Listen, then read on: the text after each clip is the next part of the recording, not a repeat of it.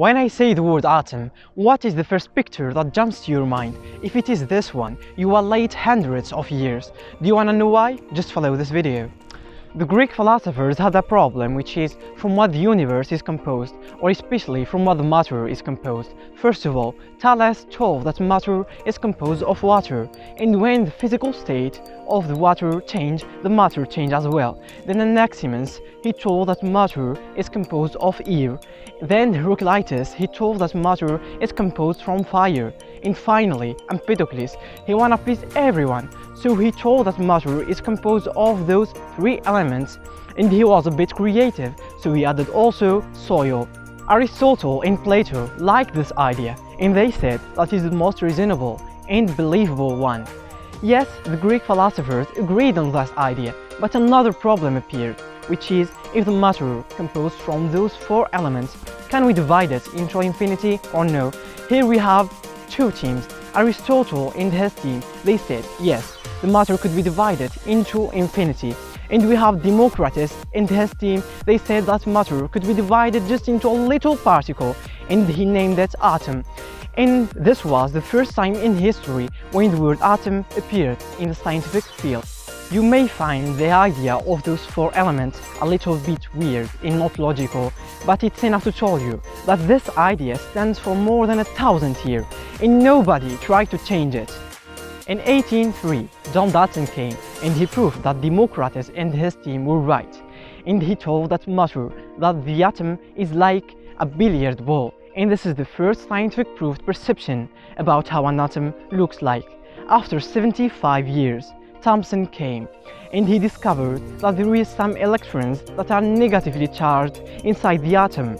And he said that the atom is like a watermelon, when the seeds are the electrons that are negatively charged and the rest of the watermelon is the positive charge.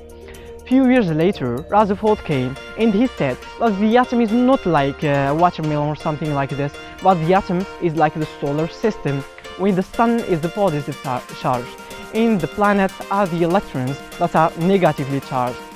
And before Rutherford enjoyed his model, Niels Bohr came and he said, "Hey Rutherford, I love your model, but I just have two little edits. The first one is the electrons are not like planets.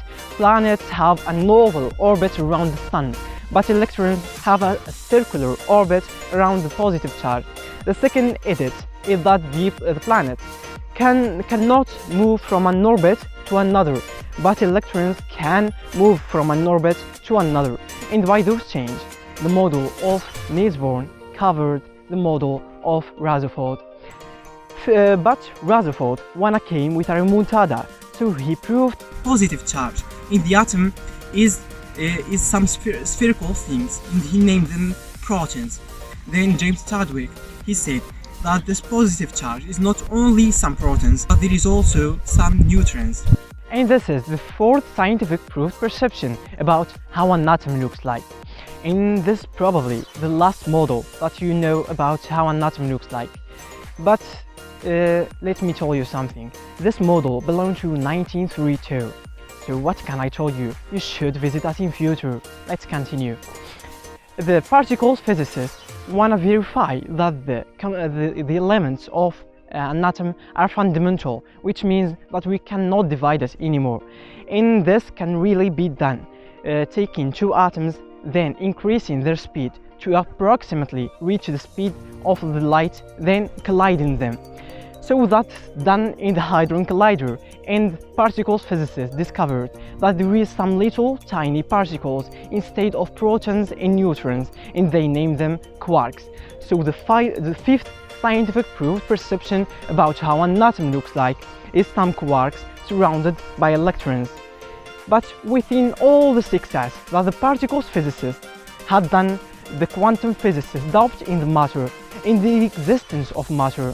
Heisenberg said that no one could determine the place or the speed of an electron. De Broglie said that even that electron is not even a particle, but just a wave. Then Schrödinger had done an equation that describes the movement of the electrons that de Broglie talks about. And finally, Max Born said that that wave that de Broglie talks about is not even a real wave, but just a wave of probabilities. And by those change, how we think an atom looks like had dramatically changed. Instead of having some quarks that are surrounded by electrons, the final in the new model is some quarks surrounded by a cloud of electrons. In this cloud, we cannot determine where the electron does exist, but we can determine where the electron doesn't exist. Thank you for watching.